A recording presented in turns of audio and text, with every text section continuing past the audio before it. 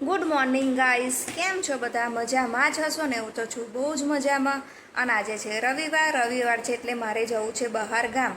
તો બહાર ગામ જવું છે તો હું અને ક્રિશિવ જવાના છે બહાર, અને પરી અને પરીના પપ્પા રહેવાના છે ઘરે. અને પરી કહે છે કે મમ્મી મારે આજે નથી આવું, હું પપ્પા સાથે ઘરે રહીશ.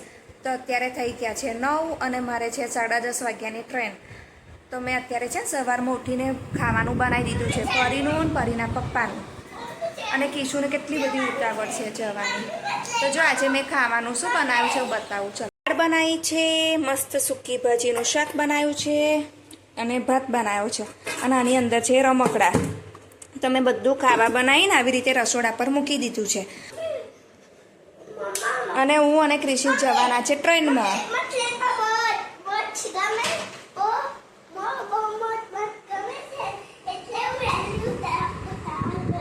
કિશુને આજે ઉતાવળ બહુ જ છે ટ્રેનમાં જવાની, નહીં?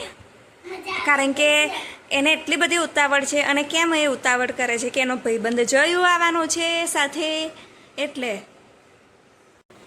તો ક્રિશિવ તો ફટાફટ સવારનો ઉઠીને તૈયાર થઈ ગયો છે. કાલની એની તબિયત બગડી, એને એકદમ છે ખાંસી થઈ ગઈ અને શું અવાજ બેસી ગયો, નહીં? તો એને બોલાતું નહોતું. તો કે મમ્મી મારો અવાજ કેવો બદલાઈ ગયો? મેં એને એવું કહ્યું તારો અવાજ નથી બદલાયો, પણ તારો અવાજ બેસી ગયો છે. અને કાલે શું થયું, મારી ફ્રેન્ડ્સની બર્થડે હતી. તે છે ને મારા માટે ટ્રાયકોન લાવી હતી.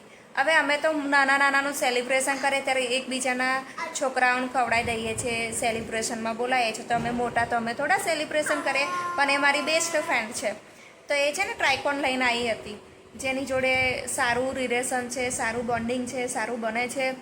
અને અમારા લોકોને કેવું રોજ કાયમ એકબીજાની સાથે બેસવાનું ને. અમે બેમાંથી એકે ના આવીએ તો એકબીજાને ફોન કરીએ કે તું નીચે કેમ નથી આવી. તો એ ટ્રાયકોન લાવી હતી. તો આ બે મારી સામું હતા, પરી અને કિશુ. તે બે જોવાનું ખાવું એવું બને. મેં છે ને એ લોકોને થોડો ખવડાયેલો ટ્રાયકોન, અને પછી થોડો હું ખાઈ ગઈ. તો મને ખબર છે આને ખાંસી થઈ છે, પણ આને બી ના ખવડાવું તો એને એવું લાગે કે મમ્મી મને કંઈ ખવડાવતી નથી. મેં એને ખવડાવી દીધો ટ્રાયકોન. અને આ બાજુ જો મારી આવી છે નહીં ધોઈને, તો તારું માથું ઓરીને જાઉં. હા તો પપ્પા ગયા છે, તું પપ્પાનો લઈને જોજે. તો એ ફોન માટે થાય છે આડી, તો હું એનું ફટાફટ ત્યાં સુધી માથું ઓરી આવીશું. મારા મમ્મીના ઘરે આવી ગઈ છું ને એ થાય છે તૈયાર. ને જો જયું ને કીધું કેવા મસ્તી કરે છે બેવ જણ.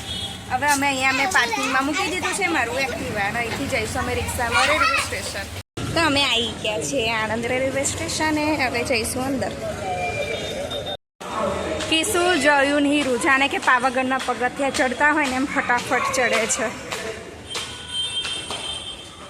એમ નહીં કે ધીમે ધીમે જઈએ, હજી 15-20 મિનિટનો ટાઈમ બાકી છે. ગાઈસ, હું સીડી ચડું છું, નજીકમાં મમ્મી તો છે એક નીચે છે. એ તો ચડતા થાકી જાય છે, એને દુખે છે ઢીચણ, અને સીડી ચડાય નહીં છતાં પણ એ સીડી ચડે જ. જો આમાં પાછળ છોકરાઓને લીધે કે છોકરાઓ આગળ પાછળ ના થાય. સીડી ઉતર્યા અને ટ્રેન આવી ગઈ. જો એટલી વારમાં તો 5 મિનિટે નહીં થઈ. અને આ ટ્રેનને જોઈને કેટલો બધો ડાન્સ કરે છે. તો ફાઇનલી અમે આવી ગયા બરોડા, નહીં કિશુ? હા, કિશુને થાય છે વોમિટિંગ જેવું, તો કિશુએ લીધી સોડા. બરોડા બસ સ્ટેન્ડ આવી ગયા છે, નીચે આ નાસ્તો કરવા બેઠા છે. તો આ લોકોને ખાવા છે ઇડલી સંભાર. તો ઇડલી સાંભાર આવી ગયો છે ને હીરુ એની પ્લેટ લઈને ત્યાં બેસી ગઈ છે, પણ અમને પૂછતી નથી કે ખાવું છે કે નહીં ખાવું. એને દાદા જો દો. અને આ બે હજુ વેઇટ કરે છે ને ઇડલી સાંભારનો. આ બે માટે મંગાવી છે ઇડલી સાંભાર. અમે સિટી બસ આગળ આવીને બેઠા છે. 7 નંબરની બસ આવે એને વેઇટ કરીએ છીએ. મારે આજવા રોડ પર જવાનું છે. અને કિશુને તો વોમિટિંગ જેવું થતું હતું ને, કિશુએ નાસ્તો નથી કર્યો, સોડા પી ગયો. એટલે આમાં થયું શું, ટ્રેનમાં છે ને એટલી બધી ગંધ મારતી હતી ને, તો ક્રિશિવ કે ઓ પેલા ભાઈની પર વોમિટ કરે. તે ભાઈમાં તો જલ્દી ઉતરો ને કે તમે કોઈ વોમિટ કરશે. તો એ તો ચાલુ ટ્રેને કોઈ ઉતરે બિચારું ગબડી ના જાય. ફાઇનલી બસ મળી ગઈ છે. કિશુ લખી દે અમારી સીટ લઈને.